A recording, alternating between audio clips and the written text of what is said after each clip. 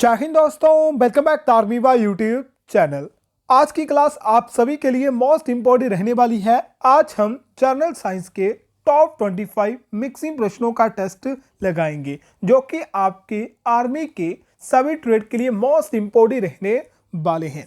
आज हमारा टॉपिक रहेगा फिजिक्स और फिजिक्स के क्लास नंबर 2 आपकी रहने वाली है। भौतिक विज्ञान की क्लास नंबर 2 आपकी रहेगी जिसमें प्रश्नों की संख्या रहेगी 25 और आपके लिए जो टारगेट रहेगा 22 क्वेश्चन का आपके लिए टारगेट रहेगा। तो ध्यान से आपको सभी क्वेश्चन पढ़ने हैं, ध्यान से आपको आंसर देना है। जो भी क्वेश्चन का आंसर आपको आता होगा कमेंट बॉक्स में उसका जरूर आपको आंसर बताना है। सभी क्वेश्चन आपको वाई लैंग्वेज यानी हिंदी और इंग्लिश दोनों लैंग्वेज में देखने को मिल जाएंगे। चलिए स्टार्ट करते हैं सबसे पहले क्वेश्चन से। पहला क्वेश्चन मोस्ट इंपोर्टेंट एग्जाम में पूछा जाता है, एसआई सिस्टम में तापमान की इकाई होती है। एसआई सिस्टम में तापमान की इकाई होती है kelvin, degree Celsius, degree centigrade या इनमें से कोई नहीं। SI system is the temperature unit. तो राइट आंसर क्या रहेगा? ऑप्शन नंबर ए केल्विन इसका राइट आंसर रहेगा।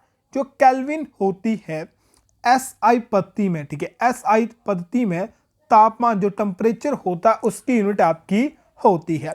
और दोस्तों अभी तक आपने धार्मिवा यूट्यूब चैनल को सब्सक्राइब नहीं करा है, चैनल को सब्सक्राइब करना है, वीडियो को लाइक करना है, वीडियो को शेयर करना है अपने सभी दोस्तों के साथ या अपने जितने भी दोस्त आर्मी की तैयारी करते हैं उनके साथ जरूर शेयर करना है। क्वेश्चन नंबर 2 आपके सामने, बर्फ पर दाब बढ़ाने से उसका गलनांक होता है। बर्फ पर अगर आप दाब बढ़ाओगे तो उसके गलनांक पर क्या असर पड़ेगा? मेल्टिंग पॉइंट के जिसे हम एमपी कहते हैं, ठीक है, गलनांक यानी मेल्टिंग पॉइंट पर क्या असर पड़ेगा? घट जाएगा, बढ़ जाएगा, अपरिवर्तित रहेगा, इनमें से कोई नहीं। Why increasing the pressure on ice it is melting point will decrease, will increase, will remain unchanged या none of this। Right answer रहेगा ऑप्शन नंबर ए। दोस्तों मैच करें, क्या हो जाएगा? घट जाएगा। जब बर्फ पर दाब डाला जाएगा, दाब डालेंगे तो उसका मेल्टिंग पॉइंट या गलनांक जो होता है वो घट जाता है। क्वेश्चन नंबर 3 है, केल्विन मान में शरीर का सामान्य ताप होता है। इंपॉर्टेंट क्वेश्चन आपके एग्जाम के लिए। ऑप्शन आपके हैं 280, 290, 300 या फिर 310। What is the normal body temperature in kelvin value? तो नॉर्मल बॉडी का टेम्परेचर केल्विन में कितना होता है? 310 केल्विन आपका होता है। ऑप्शन नंबर डी दोस्तों राइट रहेगा। इंपॉर्टेंट क्वेश्चन आपके एग्जाम में पूछा जाता है। क्वेश्चन नंबर 4 है, मानव शरीर का सामान्य तापमान 9.8 डिग्री फ़ारेनहाइट है तो इसके बराबर डिग्री सेंटीग्रेड या फिर डिग्री सेल्सियस में तापक्रम होगा। तो कितना डिग्री सेल्सियस जो है तापक्रम आपका होगा? 98.4 फ़ारेनहाइट का। ऑप्शन आपके हैं 40.16, 36.89, 35.72, 32.37 डिग्री सेल्सियस। तो कितने डिग्री सेल्सियस जो है 98.4 डिग्री फ़ारेनहाइट के बराबर होता है? कितने होता है? राइट आंसर रहेगा ऑप्शन नंबर बी 36.89। इसे मैक्सिमम कितना आंका जाता है? 37 डिग्री आंका जाता है। क्वेश्चन नंबर 5 आपके सामने है, चाय की चायदानियों में लकड़ी के हैंडल क्यों लगाए जाते हैं? जो धातु की चायदानियाँ होती हैं, ठीक है, धातु की जो चायदानियाँ होती हैं उन लकड़ियों में हैंडल लगाए जाते हैं, उनमें लकड़ियों के हैंडल लगाए जाते हैं। किस कारण लगाए जाते हैं? लकड़ी ऊष्मा का कुचालक होती है। What is the bad conductor of heating? इसमें बिजली का शॉक नहीं लगता या फिर इससे पात्र सुंदर लगता है। तो किसके द्वारा जो है या किस लिए जो है लकड़ी का हैंडल धातु की चायदानियों में लगाया जाता है? किसके लिए लगाया जाता है? ऑप्शन नंबर ए राइट रहेगा। लकड़ी ऊष्मा का कुचालक होती है यानी बैड कंडक्टर होती है। वुड यानी लकड़ी, हीटिंग अगर इलेक्ट्रिसिटी का, हीटिंग का भी बोल सकते हो और इलेक्ट्रिसिटी का भी आप बोल सकते हो। क्वेश्चन नंबर 6 है, पानी का घनत्व किस ताप पर अधिकतम होता है? पानी का घनत्व किस ताप पर अधिकतम होता है? At what temperature will the density of water be maximum? 0 degree, 4 degree, -4 degree या इनमें से कोई नहीं।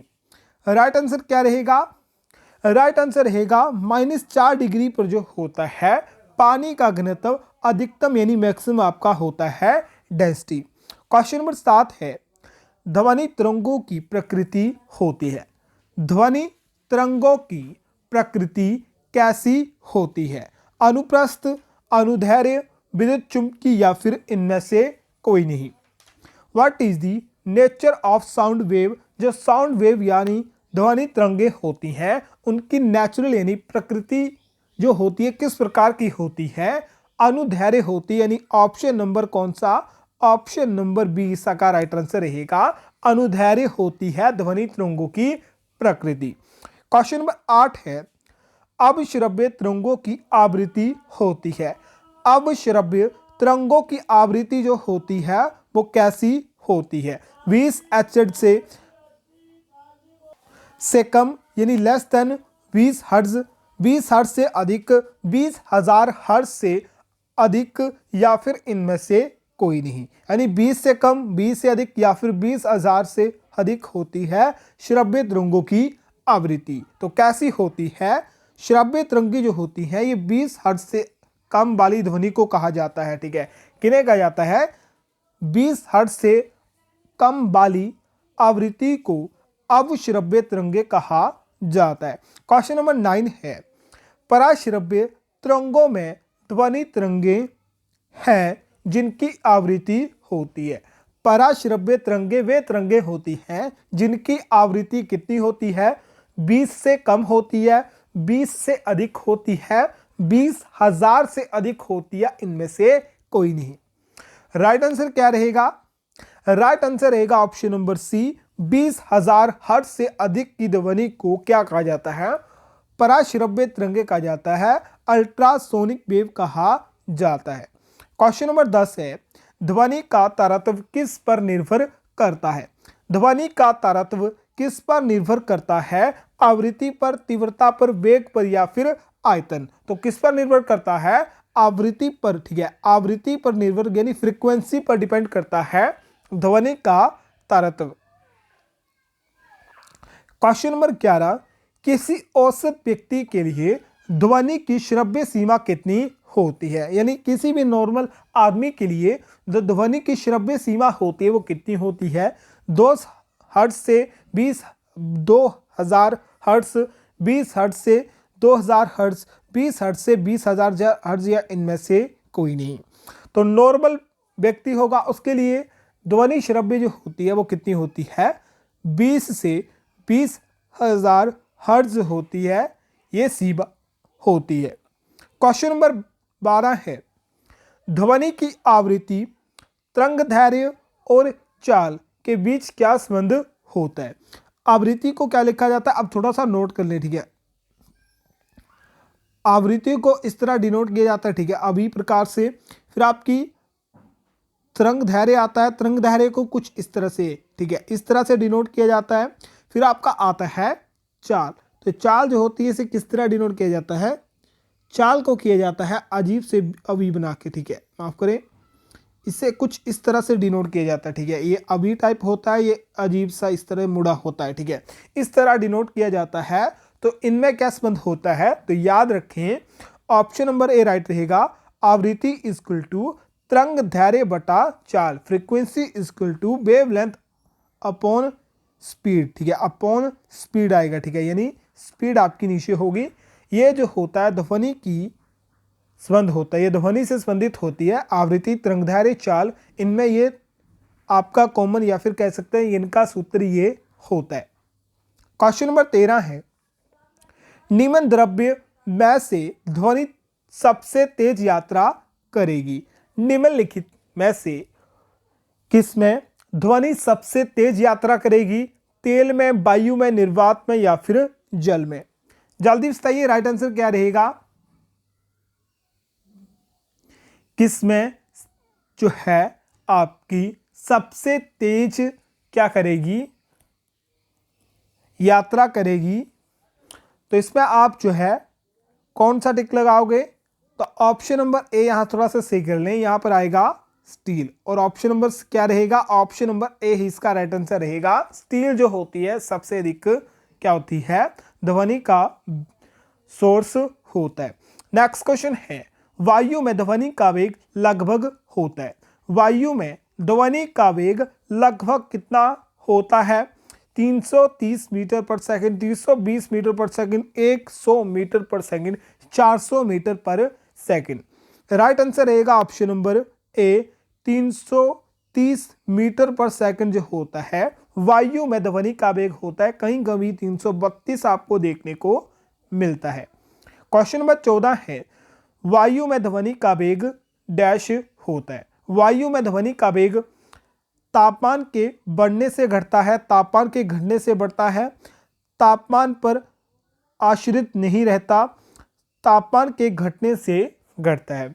क्या होगा अगर वायु में ध्वनि का वेग, ठीक है, वायु में ध्वनि का वेग क्या होगा, ताप के साथ, ठीक है, वायु में ध्वनि का वेग ताप के घटने पर घटता है, ताप के घटने पर घटता है। ऑप्शन नंबर सी डी जो है इसका राइट रहेगा। क्वेश्चन नंबर 16 है, ध्वनि या ध्वनि प्रदूषण मापा जाता है। ध्वनि या फिर ध्वनि प्रदूषण मापा जाता है, किसमें मापा जाता है, फोन में, डेसी में, डेसिबल में या फिर डेसीमल में। जल्दी से बताइए, इन noise and noise pollution measure, तो किस में मेजर किया जाता है, नॉइज पोल्यूशन आपका डेसिबल में मेजर किया जाता है। क्वेश्चन नंबर 17 है, निम्न में से किसके द्वारा सबसे अधिक ध्वनि प्रदूषण होता है। निम्न में से किसके द्वारा सबसे अधिक ध्वनि प्रदूषण होता है, मोटर गाड़ी, रेलवे, पॉप म्यूजिक या फिर हवाई जहाज की उड़ान भरने से।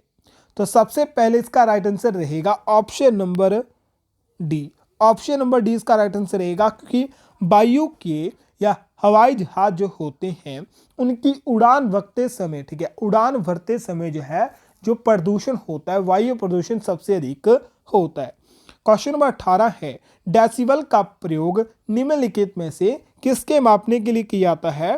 डेसिबल का प्रयोग किसके मापने के लिए किया जाता है, प्रकाश की गति, ऊष्मा की तीव्रता, ध्वनि की तीव्रता या फिर इनमें से कोई नहीं।